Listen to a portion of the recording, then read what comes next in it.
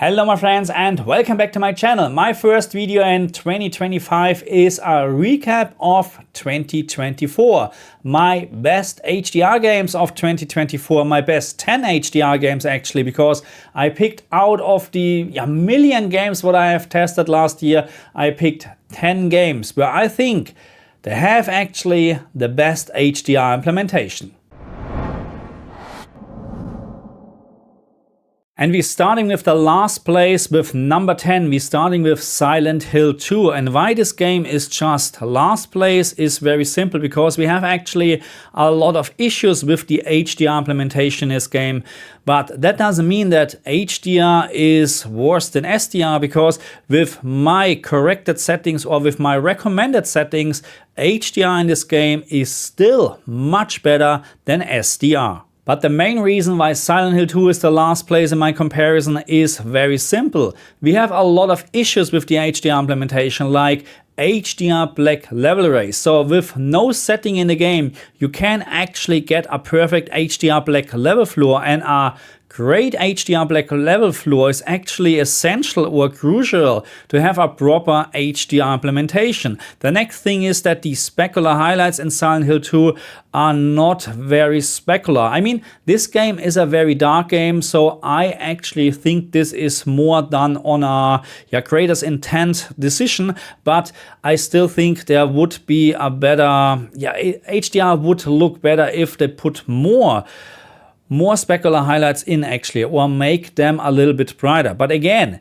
in my opinion, HDR is still better in Silent Hill 2 over SDR, but because of the issues what we have with broken HDR black level floor, the specular highlights are not that specular, and we have actually a lot or maybe too many settings to adjust HDR. It's just last place, number 10, Silent Hill 2. The next game on my list, number 9, is called No Rest for the Wicked. And if I would just look on HDR, then this game would be my favorite, my number 1. But because we have so many issues actually with the HDR settings in the game, it is just number 9. And issues is maybe the wrong word for the HDR settings, but we have a lot of HDR settings, and the problem is that those settings are actually depending on each other, so that means it is not very simple to set up HDR in this game. But if you follow my recommendation, if you watch my HDR review to No Rest of the Wicked, then you get a perfect HDR presentation with some limitations, because the HDR peak brightness is, according to my last test, limited to 2000 nits, which is for some TVs, some monitors, some screens already not enough. And it is no surprise that we have a reference HDR presentation after my recommended settings in No Rest of the Wicked, because this game was developed by Moon Studios, which are also responsible for the Ori games. And if you watched my HDR review for Ori and the Will of the Wisp, then you know we're talking about a fantastic HDR experience. The next game on my list is Hellblade 2, and I played and actually finished this game on the Xbox Series X, and I had, in regards of the audio and visual quality of this game, an absolute fantastic experience. The HDR presentation in Hellblade 2 is pretty good. We have a great HDR black level floor, and we have very nice specular highlights. The only problem what I encountered back then is that the HDR system level calibration on the Xbox Series X was not working as it should be. I'm not quite sure if this is already fixed, but this was an issue back then. Regardless of that, the HDR presentation in Hellblade 2 is actually pretty good. The next game on my list is Stalker 2, and this game should be higher up in the list, but it is just number 7 out of 10. This has some reasons, because we have just too many HDR settings in this game, and some of those settings are just not doing the right thing or not even working. The HDR presentation with the correct settings or with slightly adjusted settings is actually on a reference level. We have no issues with HDR black level floor, and we have no issues with great specular highlights. The next game on my list is Indiana Jones, and this game is really nice. We have great visuals, we have great HDR, we have actually a great HDR presentation.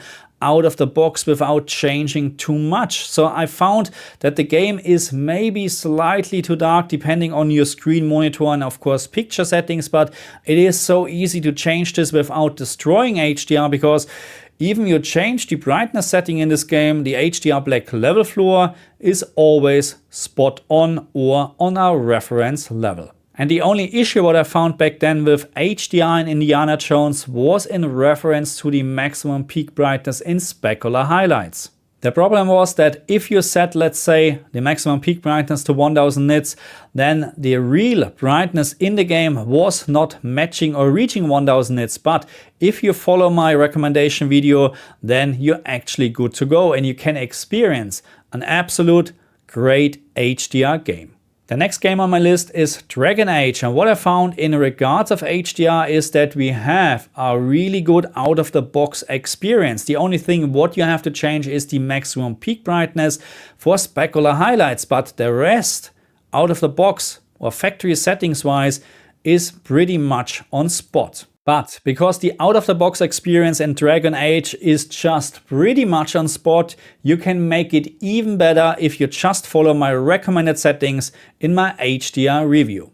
The next game on the list is Ghost of Tsushima, and I know this is already a very old game, but not for the PC, because it was released in 2024 for the PC, and in regards of HDR, we're still talking about an reference game. So if you like to show off HDR on your brand new screen, TV or monitor, then Ghost of Tsushima on the PC or also on the PlayStation 5 is the way to go. And as always, if you like to get the best experience out of Ghost of Tsushima, because I would actually recommend to change some settings, then watch my HDR review. The next game on my list is another PC port of a very great PlayStation 5 game, God of War Ragnarok, and we're talking about reference quality when we're looking at HDR. Not just in HDR, actually, also visual wise, this game is just absolutely fantastic.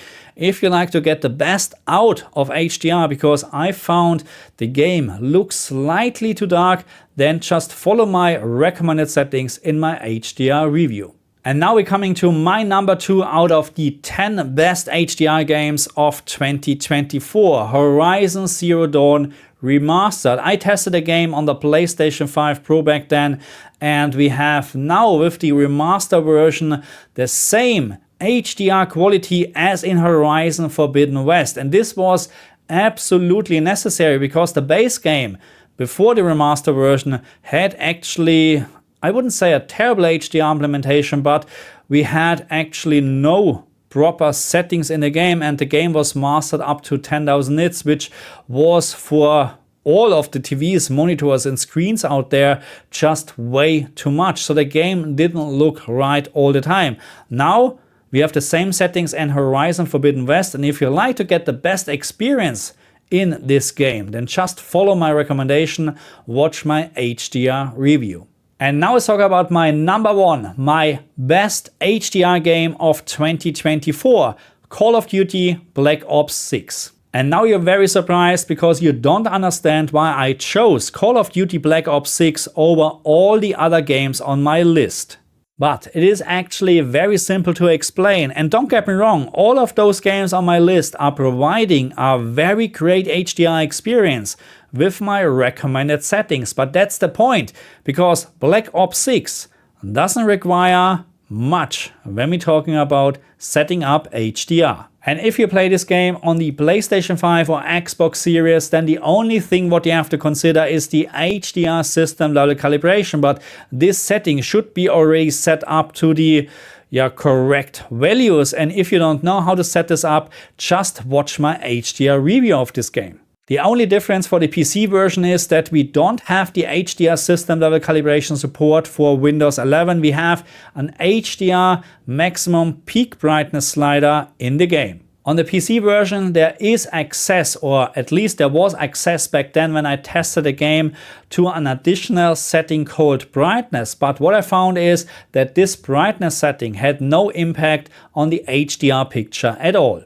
So all what this game requires is the maximum peak brightness setting on your console or PC, done by the HDR system level calibration on the console or with a slider setting on the PC version. And then the out-of-the-box experience is just on an absolute reference level. Best HDR I have experienced so far.